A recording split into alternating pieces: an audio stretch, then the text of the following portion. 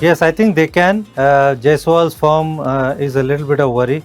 So I would be tempted to probably play Rasi van der Dusen. I think he's a very, very good player of spin also.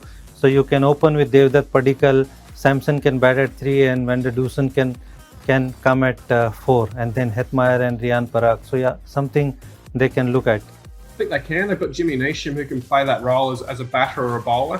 Fill the overs. He doesn't need to bowl the 4. He can sort of chip in with 2 or 3 if he needs to, and he can obviously smack them at the death with the bat.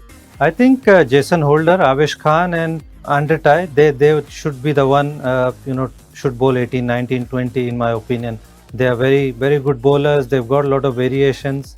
So, yeah, I think those 3. I think it's tough to have a designated death bowler. That it makes it too predictable when you're playing against that team as to who's going to bowl what overs and how they're going to bowl it. You go the same bowlers all the time at the death. You tend to run out of bluff or ideas, and you can sort of get on a roll of travelling for a little bit of runs as well. So you really need to share that load around amongst 2 or 3 bowlers that have experience at doing that. I think you got to play him as somebody who just going to bowl a lot of googlies. So sometimes you can afford to play him like an off spinner. He doesn't give you time. That is the only worry. So yeah, I mean, if you don't give Bishnoi wickets, then Lucknow bowling can come under a little bit of pressure. I think you've got to be positive. As with any bowler, it doesn't matter whether it's him, Rashid Khan, whoever you're coming up against.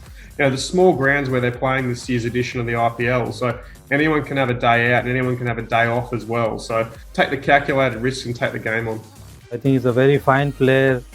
He does the job more often. He's a very clean striker of the ball and very scary when he gets 5 overs to bat. He can literally, finish a lot of games. So yeah, he's very underrated in my opinion.